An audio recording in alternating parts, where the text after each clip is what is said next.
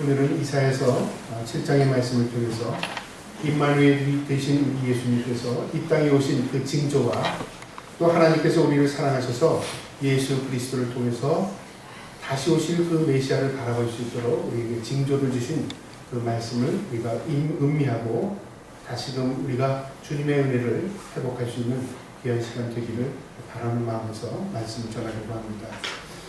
오늘 읽은 이 이사야서 7장 10절부터 14절의 내용은 역사적인 배경을 가지고 있습니다. 임마누엘의 의미가 무엇이며 또 왜 임마누엘이라고 우리가 부르게 되었으며 또 임마누엘을 통해서 주님께서 우리에게 무엇을 우리에게 간직하게 하는가 그 의미를 이 말씀을 통해서 해답을 얻으려고 합니다. 먼저 이 이사야 선지자가 활동하던 시기는 이 남유다의 아하스 왕 시대였습니다. 이 시대가 어떤 시대였다면 정치적으로나 경제적으로 조금 혼탁한 시대였습니다. 그 당시에 북쪽에 있던 이 아수르가 신흥 강대국으로서 점점 나라가 번성하고 점점 군사력이 커져가는 그 시기였습니다. 그래서 남쪽에 있던 북이스라엘이나 유다나 아람, 모압 할 것 없이 이 많은 나라들이 불안에 떨던 그런 시기였습니다. 한 나라가 강건해지면 시간이 지나면 전쟁이 일어나지 않습니까? 그래서 이 아수르의 위협을 받고 있는 그 시기였습니다. 그 시기에 이제 북이스라엘에서 이 남유다와 함께 손을 잡고 몇국의 이 아람과 함께 이 연합군을 이루어서 아수르가 더 이상 크기 전에 우리가 공격해서 이것을 차단하자 아마 그런 전략을 세웠던 것 같습니다. 그래서 북이스라엘의 왕이 이 아람과 연합군을 이루어서 이 남쪽 유다의 왕에게 제안을 한 겁니다. 우리가 어려움을 당하기 전에 북쪽에 있는 이 아수르를 쳐들어가자. 그래서 이 위험의 근원을 없애버리자. 아마 그렇게 제안을 했던 것 같아요. 그런데 이 남유다의 왕이었던 이 아하스는 그것을 거절한 것이었습니다. 왜냐하면 이 아하스 왕의 생각에는 북이스라엘이나 아람의 이 군대의 힘보다는 아수르의 군대의 군사력이 더 월등했고 또 힘도 이 아수르가 더 많이 큰 힘을 가지고 있다고 생각한 것이죠. 그래서 오히려 우리가 너희와 함께 연합군을 이루어서 아수르를 쳐들어갔다가 우리가 더 큰 일을 당한다. 그래서 그럴 바에는 차라리 너희보다는 내가 아수르와 친분관계를 가지고 내가 아수르를 의지하며 사는 게 더 낫겠다. 그런 생각을 한 겁니다. 여러분 어떻습니까? 우리가 이 세상을 살아가다 보면 우리가 힘들 때 또 세상이나 사람이나 환경을 의지하려고 할 때가 있지 않습니까? 내가 저 사람이 나를 도와주면 또 아니면 내가 이 사람들과 사귀게 되면 또 어떻습니까? 또 내가 저런 걸 갖게 되면 우리가 하나님을 바라보는 것이 아니라 세상의 사람이나 환경을 의지하려고 우리가 말은 안 하지만 그렇게 살아보려고 할 때가 있다는 말이죠. 그런 상황에 있는 이 아하스에게 어느 날 이사야 선지자가 찾아온 겁니다. 그래서 오늘 이 본문의 말씀을 해준 겁니다. 뭐라고 말하냐면 이렇게 얘기하는 거죠. 이사야 선지자가 하나님께서 나에게 말씀하시기를 네가 대언하라는 겁니다. 왕에게 가서 네가 지금 무엇을 의지하느냐? 그러면서 하는 말이 아수를 의지하지 말라. 동맹을 이루지도 말라. 너는 오직 하나님을 바라라. 그러면서 하신 말씀은 임마누엘입니다. 하나님이 지금 너와 함께 하시다는 말이죠. 우리가 세상이 어려울수록 어려울수록 하나님이 점점 희미해질 때가 많습니다. 내가 그렇게 의지하고 내가 그렇게 바라던 그 하나님이 내가 어려우면 어려울수록 하나님이 더 자세하게 드러나야 되는데 점점 어려우면 어려울수록 하나님이 희미해진다는 말이죠. 그때 선지자가 하나님의 말씀을 대언하는 겁니다. 뭐라고 말했다고요? 임마누엘, 하나님이 지금 너와 함께 하셔. 그 말이죠. 그 말씀을 지금 주시면서 네가 지금 믿지 못한다면 이 아하스에게 이 이사야가 이렇게 제언하는 겁니다. 네가 하나님 앞에 한번 징조를 구해봐라. 징조. 여러분 징조가 뭐죠? 앞으로 일어나게 될 것에 대한 예측을 갖게 하는 것이죠. 예를 들면 지진이 나기 전에 징조가 여진이 있죠. 조그만 여진이 반복되면 이거 큰 지진이 나겠구나. 또 쓰나미가 오기 전에는 어떻습니까? 또 이렇게 여진이 일어납니다. 또 화산이 폭발하기 전에도 이 진동이 있습니다. 이것을 잘 감측하고 예측하면 큰 화를 면하게 되는 것입니다. 우리의 몸도 마찬가지입니다. 콧물이 나고 머리가 띵하면 아이고 내가 이거 감기 오겠구나, 이거 몸살 나겠구나. 미리 더물 마시고 몸을 조리하면 그 심하게 병이 들리지 않지만 그래도 내가 건강한데 그러다 보면 덜컥 몸이 상하게 된다고 말이죠. 우리의 육체뿐만 아니라 우리의 정신의 세계, 우리의 영혼의 세계도 마찬가지입니다. 모든 것이 징조가 있다고 말이죠. 그래서 이사야 선지자가 이 아하스에게 네가 그것을 못 믿겠다면 하나님 앞에 징조를 구해봐라 그 말입니다. 징조를 구해라. 그런데 뭐라고 말하나 한번 보시기 바랍니다. 11절에 너는 내 하나님 여호와께 한 징조를 구하되 깊은 데에서든지 높은 데에서든지 구하라. 네가 어디 있든지 하나님은 계시니까 네가 깊은 데든지 높은 데든지 너 혼자 있든지 여럿이 있든지 그거 상관하지 말고 하나님 우리와 함께 하시는 징조를 보여주세요. 구하라 그 말이죠. 여러분 하나님의 징조를 구하고 사십니까? 때로는 우리가 하나님 다 아시지 그렇게 말하기도 하고요. 또 말은 안 하지만 에이 그거야 대봐야 알지. 또 어떤 분은 징조는 구하지 않고 징조를 못하고요. 하나님 달라고 하면 되지. 하나님 주시옵소서만 합니다. 주시옵소서. 하나님이 계시고 안 계시고 상관없는 거예요. 하나님이 계셔도 나에게 안 주면 하나님은 없는 거예요. 하나님이 계시든 안 계시든 나에게 주면 하나님 계시는 거죠. 그래서 1차적으로 내 입장에서 하나님 계시고 하신 것을 내가 어떻게 판단하냐면 나에게 주면 계시는 것이고 나에게 주지 않으면 안 계시는 것이다. 이렇게 생각한다는 그 말이죠. 제가 어제 미국에 있는 목사님 저하고 같이 한 교회에서 섬기던 목사님인데요. 미국으로 이제 목회를 하고 지금 미국에서 목회를 하십니다. 그분이 이제 SNS로 이제 한 동영상을 동영상이 아니라 글을 하나 보내주셨어요. 그게 어떤 글이었냐면 제목이 아주 참 재밌습니다. 어떤 제목이냐면 스님이 목회자 사모들을 모아놓고 강연회를 하는 겁니다. 좀 이해가 가십니까? 중이 쉽게 말하면 목회하는 사모님들을 모아놓고 세미나를 연 겁니다. 그 장소가 어디였냐면 일산의 성당이었습니다. 일산의 성당. 재밌죠? 그러니까 스님이 성당에 이렇게 뒤에 십자가가 있는데요. 성당에서 스님이 그것도 그 성당 안에 일반 기독교의 목회자 사모들을 모아놓고 세미나한 겁니다. 아주 특이한 거죠. 근데 그 세미나가 또 기가 막힌 세미나입니다. 제목이 뭐라고요? 목회자 사모들을 위한 세미나. 거기서 한 사례를 가지고 이야기하는 건데요. 이런 사례였습니다. 어떤 사모님이 스님을 찾아와서 상담을 했다는 거예요. 이게 진짜인지 가짜인지 모르지만 왜 목사 사모가 중을 찾아가서 상담했는지 모르겠지만 아마 유명한 사람이니까 그랬겠죠. 상담을 한 겁니다. 어떻게 상담을 했냐면 우리가 왜 이렇게 살아요? 그거죠. 쉽게 말하면 이분이 이제 잘 나가다가 내가 하나님 앞에 서원을 해서 내가 하나님 주의 영광을 위해서 살아야 되겠다. 하나님께서 나에게 더 큰 축복을 주시겠다. 그래서 이분이 자기 하던 일을 다 정리하고 신학교를 가서 공부를 해서 목사가 된 겁니다. 목사를 하다 보니까 너무 어려운 거예요. 내가 이제 학벌을 좀 더 가지면 좀 더 큰 목회를 하겠구나. 공부를 역사에 박사기를 또 받았습니다. 그래서 박사기를 받아서 목회하다 보니까 이게 목회가 잘 되지를 않는 거예요. 내가 어차피 공부를 했으니까 내가 교수해야지. 그래서 이제 신학교 교수를 들어가신 겁니다. 교수가 되셔서 이 아이들을 가르치는데 이게 잘 되지를 않는 거예요. 그래서 교수 얼마 하다가 그냥 거기서 나와버렸어요. 그래가지고 어디로 임지를 가게 됐냐면 시골교회 임지를 갔는데 몇 명 되지 않는 교회에 가서 5년을 목회하다가 장로님들 원사님들에게 쫓겨났어요. 그래서 이제 상담이 들어온 겁니다. 내가 주의 영광을 위해서 공부했고 거기다 더 공부 많이 하면 더 크게 쓸 줄 알고 공부했는데 결국 학교에서 쫓겨나고 시골교회에서 쫓겨나고 만진창이가 되어 있다는 거죠. 이거 어떻게 합니까? 중에게 물어본 겁니다. 어떻게 대답할까요? 목회도 안 해본 그 스님이 기가 막힌 대답을 한 겁니다. 기가 막힌. 저도 은혜 받았습니다.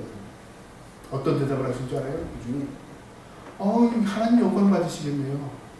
진짜 하나님 영광 받으시죠. 왜요? 성경을 보면 예수님께서 하나님의 아들이시지 않습니까? 하나님의 아들이 예수님이 이 땅에 오셨는데 누구도 그를 영접해 주지 않았습니다.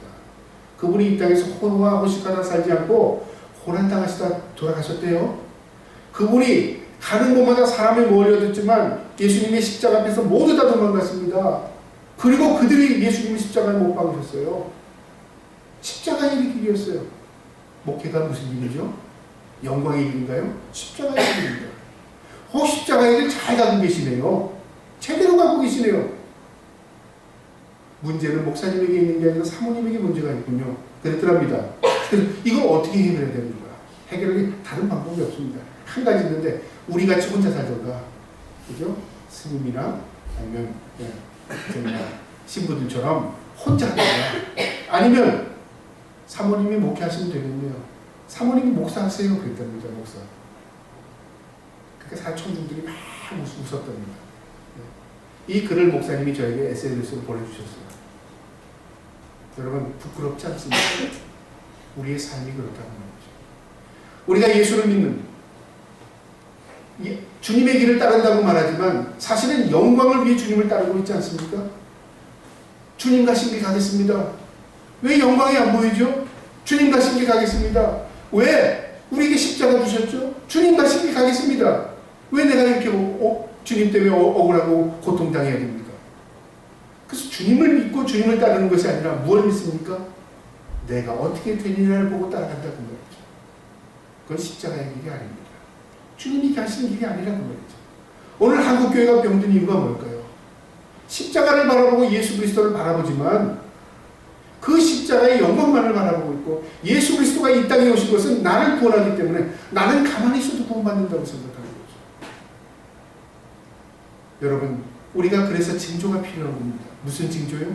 하나님이 나와 함께 하신다는 징조.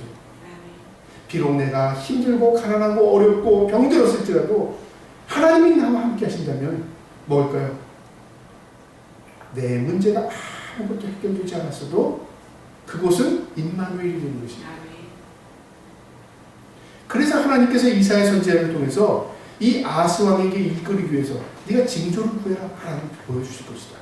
그랬더니 이 아스 왕이 하는 말 보세요. 12절에 아스가 이르되 나는 구하지 아니하겠나이다. 나는 여호와를 시험하지 아니하겠나이다. 한지라.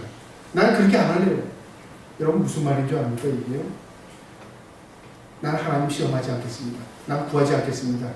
이게 두려운 마음이 아니라 하나님을 무시하는 마음입니다. 하나님 눈에 보이질 않는데요. 못하고 구해요. 그 다음에 나는 의지할 대상이 있어요. 뭘 의지해요? 아수르와 친분관계를 가졌다는 말이죠. 내가 어려우면 아수르가 나를 도와줄 거예요. 북이스라엘이 쳐다오고 아람이 나를 쳐들어오면 나와 동맹관계에 있는 아수르가 나를 지켜줄 겁니다. 그런데 내가 못하고 하나님께 징조를 구하고 하나님을 의지하겠습니까? 속마음이 뭡니까? 보이지 않는 하나님을 의지하는 것보다 실제적인 도움이 되는 것을 의지하는 게 낫지 않습니까? 여러분 우리는 어떻습니까? 우리가 이 땅에 살아가면서 실제적인 도움을 강구하긴 하지만 눈에 보이지 않는다고 하나님을 의지하지 않는 우리이지는 않는지 우리 자신을 돌아보게 하는 것입니다. 그것이 임마누엘입니다. 그래서 이사야가 이렇게 너의 지금 그 말은 나를 괴롭히는 것뿐만 아니라 하나님을 괴롭게 한다. 13절에 그 말이죠. 중반절에 너희가 사람을 괴롭게 하고서 그것을 작은 일로 여겨 또 나의 하나님을 괴롭게 하느냐? 무엇 때문에 괴로워하십니까? 하나님요? 믿음이 없는 걸 괴롭게 하는 것입니다. 하나님이 우리와 함께 하시는데도 불구하고 우리가 믿음이 없으니까 하나님 눈에 보이지도 않는데요. 하나님이 나의 도움 되지도 않는데요. 그건 일어나야봐야 알죠. 여러분 믿음이라는 게 모두가 믿을 수 있는 것이 믿음이 아닙니다. 믿음이라는 것은요, 남이 믿지 못하는 상황에서 믿는 게 진짜 믿음입니다. 그래서 하나님께서 마지막 때 믿음을 보시겠느냐 그랬습니다. 하나님이 우리의 보는 것을 믿음 안에 다른 거 보지 않습니다. 믿음 봅니다. 천국도 믿음 가지고 가는 것입니다. 믿음이 이렇게 쉬우면 하나님 우리 모두에게 믿음을 주셨지만 그 믿음이 그렇게 단순하고 쉬운 것 같으면 하나님은 왜 믿음을 보시겠습니까? 믿음이라는 것은 무엇을 말하냐면 하나님이 나와 함께 하신다. 임마누엘, 그것이 진정한 믿음입니다. 내가 몸이 아파도 내 사업이 안 돼도 내가 힘들고 어려워도 하나님이 나와 함께 하신다. 그게 최고입니다. 그게 임마누엘입니다. 그게 믿음이라 그 말입니다.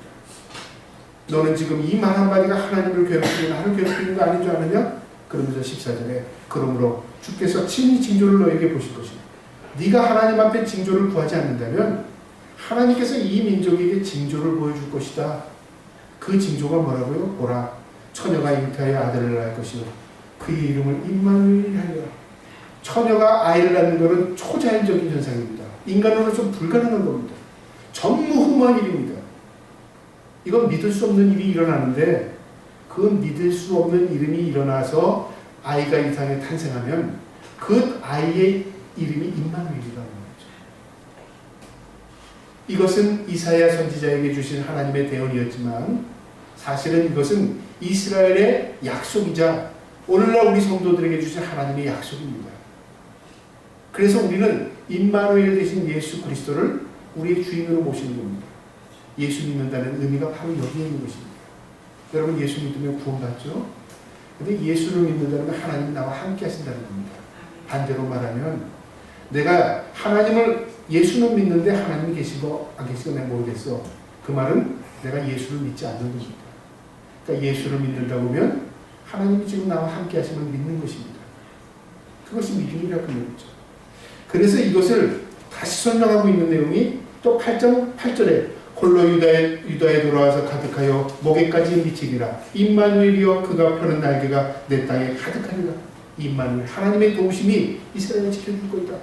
그러면서 또 9절에 평강의 왕 예수 그리스도를 쭉 설명하고 있는데요. 6절에 보니까 이는 한 아이가 우리에게 낳고 한 아들을 우리에게 주신 바 되었는데 그의 어깨에는 정사를 메었고 그의 이름은 기묘자나 모사라 전능하신 하나님이라 영존하시는 아버지라 평강의 왕이라 할 것입니다. 한 아이가 우리에게 태어나는데 그는 하나님의 실체인데 신기하고 놀랍다.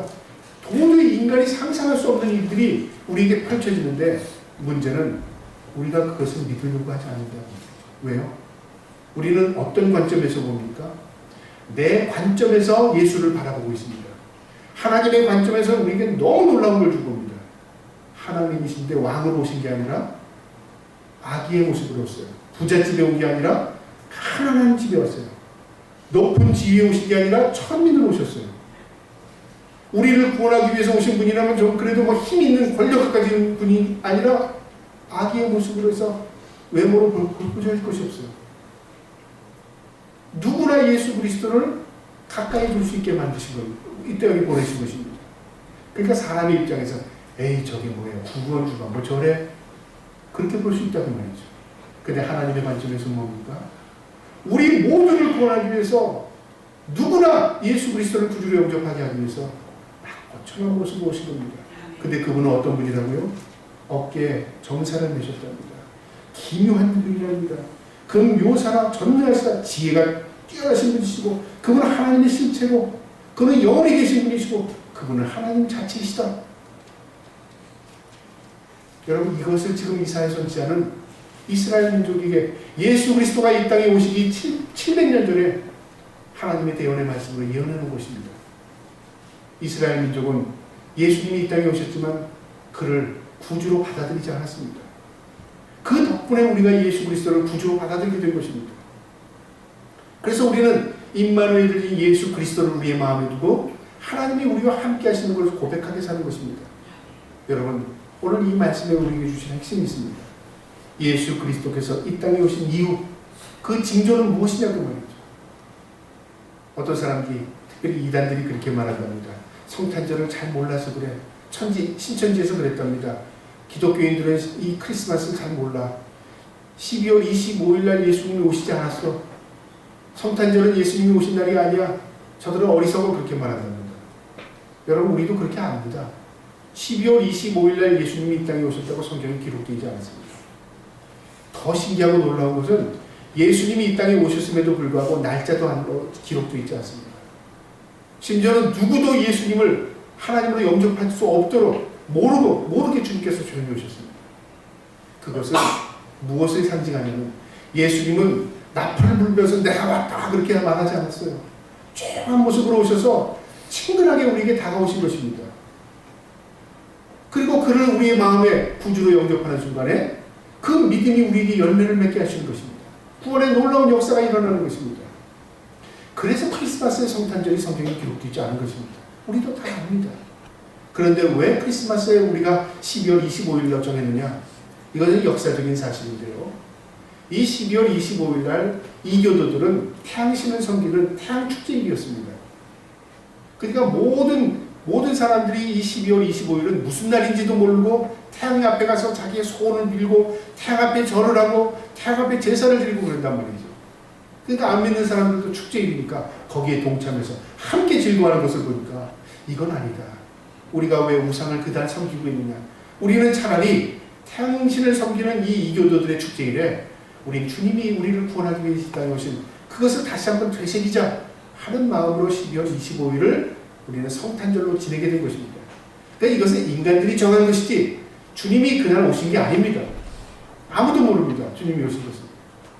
그래서 우리는 이날만큼은 주님이 우리를 구원하시기 위해 이 땅에 오신 낙고처럼 모습으로 오신 것을 우리의 마음에 새기고 우리가 다시금 이 땅에서 예수 그리스도의 모습을 닮아가면서 빛과 소금으로 살아야지 결단하고 다짐하는 날이 된 것입니다.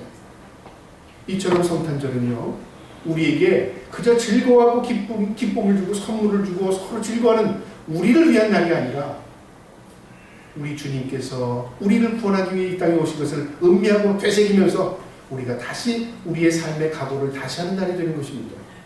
그래서 예수님이 이 땅에 오신 이유 징조입니다. 여러분 징조는 뭡니까? 앞으로 일어날 것에 대해서 예측할 수 있는 바라보게 하는 것이지 않습니까? 이 말씀은 우리를 구원하기 위해 이 땅에 오실 것이다 하는 우리에게 예측을 갖게 하는 말씀입니다. 여러분 주님은 2000년 전에 이 땅에 오셨습니다. 그러나 우리 주님은 승천하시면서 내가 올라간 모습으로 다시 오신다고 말씀하셨습니다. 여러분 믿으십니까? 내가 예수를 믿는다고 하는 말은 주님이 이 땅에 다시 오실 것이다. 그거 믿고 사는 겁니다. 그래서 이 땅에서 조금 힘들어도 괜찮아요. 이 땅에서 조금 내가 병이 있어도 괜찮아요. 이 땅에서 조금 다른 사람보다 좀 없이 살아도 괜찮은 겁니다. 왜요? 주님이 오시는 문제가 해결돼요. 주님이 오시는 그날 우리는 더 큰 위로가 있습니다. 여러분 위로라는 게 뭘까요? 행복한 사람에게 위로가 줄어듭니다. 마음이 아픈 상처가 있는 사람에게 위로가 더 커지는 거 아십니까? 상대적인 것입니다. 없는 사람에게 있어서는 있을 때 그거 더 귀하잖아요. 있는 사람에게 다른 거 하나 줘도 귀한 게 없는 것입니다. 상대적인 거죠. 하나님의 위로가 더 클 수밖에 없는 것은요. 우리가 이 땅에서 어렵고 힘들면 주님이 오시는 그날 그 자에게 그 사람에게 하나님의 위로와 하나님의 크신 사랑이 더 크게 느껴지게 된다 그 말이죠. 성경에 있는 내용입니다. 하나님의 위로가 저와 여러분에게 더 클 줄 믿습니다. 그래서 우리는 예수 그리스도가 이 땅에 오신 그날을 기념하며 우리가 다시금 구원의 소망을 갖게 되는 것입니다. 이것이 바로 예수님이 이 땅에 오시는 징조입니다. 그래서 성경 맨 끝 요한계시록 22장 20절에 마라나타라고 기록되어 있습니다. 주 예수여 다시 오시옵소서. 주 예수여 오시옵소서. 이게 우리의 신앙의 초점입니다. 우리를 구원하기 위해 2000년 전에 오신 주님, 우리를 이 땅에서 믿음을 갖게 하시고 믿음으로 싸워 승리하게 하시는 주님, 이제 우리가 이 땅에서 주님을 기다립니다. 주님 빨리 오세요. 그것이 진정한 신앙이다 그 말이죠. 또한 이 말씀의 의미는 예수 그리스도께서 이 땅에 오신 의미는 바로 우리 믿음 안에서 우리가 참된 소망, 참된 평화, 참된 사랑과 기쁨이 무엇인가를 알게 하는 것입니다. 여러분 우리가 이 세상의 모든 것을 다 가졌다도 평화는 가질 수 없는 것입니다. 내가 이 세상의 모든 것을 다 가지고 있다고 해도 사랑을 가질 수 있는 것은 아닙니다. 그 사랑과 평화와 참된 소망과 참된 안식은 우리 주님이 주시는 것입니다. 주님이 우리 안에 계시면 그 어디나 하늘나라가 됩니다. 주님이 우리와 함께 하시면 우리가 참된 소망으로 천국을 바라보게 되는 것입니다. 주님이 우리와 함께 하시면요 내가 사랑을 받는 것에 관심이 아니라 사랑을 주는 것에 관심을 갖게 되는 것입니다. 주님이 우리와 함께 하시면 우리가 진정한 회복을 경험하게 되는 것입니다. 그래서 우리가 기쁨을 누리며 사는 것입니다. 여러분 우리 주님이 우리 이 땅에 오셨습니다. 그 임마누엘의 주님이 우리의 삶의 주인이 되셔서 참된 소망과 평안과 사랑과 기쁨을 누릴 수 있기를 주님의 이름으로 축복합니다. 그래서 우리의 고백에 주님 한 분만으로 만족합니다. 그 말이 뭘까요? 주님이 해답입니다. 그 말. 아이들이 속썩여도 주님이 해답이고 내 사업이 안 돼도 주님이 해답이고 내가 힘들고 어려워도 주님이 해답입니다. 해답은 다 각각 다른 게 아닙니다. 모든 것의 해답은 예수 그리스도에 있습니다. 마지막입니다. 오늘 이 말씀의 의미는요 바로 하나님이 지금도 우리와 함께 계시다는 것입니다. 여러분 믿으십니까? 하나님이 우리와 함께 하십니다. 저는 과거에 기도할 때 이런 기도를 했습니다. 하나님, 참 철부지 같은 기도를 했죠. 하나님 이 다음에 주의 영광을 위해서 하겠습니다. 이것도 주시고 저것도 주시고 저것도 주세요. 청년 때 그렇게 기도를 했습니다. 하나님께서 내가 안 주시면 안 믿을래? 가만 보니까 내가 조건부로 하나님께 기도한 거예요. 주시면 내가 하나님 인정하겠다는 거죠. 반대로 하나님 안 주시면 내가 뭘 보고 믿겠습니까? 마음 깊숙해서 하나님 날 잘해 주셔야 내가 잘 주님을 잘 믿죠. 그렇게만 생각한 거겠죠. 뭣도 모르고 그렇게 기도했어요. 근데 내 마음 깊이 하나님의 음성이 들렸습니다. 그렇게 하면 안 믿을래? 내가 너무 놀란 거예요. 그렇게 하면 안 믿을래? 여러분 그렇게 하면 안 믿으시겠습니까? 그러면서 하나님께 깨닫게 주시고 있어요. 내가 너와 함께한다. 여러분 너무너무 큰 걸 받았어요. 내가 너와 함께한다. 내가 사망의 음침한 골짜기를 달릴지라도 해바람을 두려워하지 아니하면 뭐 때문에 그래요? 주께서 나와 함께하십니다. 주의 지팡이와 주의 막대기가 나를 안위하시나이다. 시편 23편의 말씀입니다. 내가 비록 사망의 음침한 골짜기를 다니고 이 땅에서 험난한 삶을 살고 사람들이 나를 인정하지 못하고 내가 인정받지 못하는 사람일지라도 하나님이 나와 함께 하시면 다 됐다는 거죠. 답은 끝입니다. 답은 없습니다. 답이 없는 게 답입니다. 세상의 창조주가 나를 만드신 분이 나와 함께 하시면 됐잖아요. 어떤 사람이 다 가지고 있는데 하나님이 계시지 않습니다. 그럼 그 사람이 있는 겁니까? 신기루와 같은 것입니다. 없는 것입니다. 오늘 이 말씀의 답은요. 임마누엘은 지금도 우리와 하나님이 우리와 함께 하시다는 것입니다. 여러분 예수님이 이 땅에 오신 그 구원의 그 은혜를 우리의 마음에 새기시고 마음속에 그래 지금도 우리 주님이 함께 하신다. 지금도 나와 함께 하시고 지금도 내 모든 형편과 처지를 주님이 다 아시오. 그런 마음으로 위로받으시고 그런 마음으로 소망 가운데 다시금 이 성탄의 의미를 마음에 되새길 수 있는 저와 여러분 되기를 주님의 이름으로 축복합니다. 아멘. 기도하겠습니다.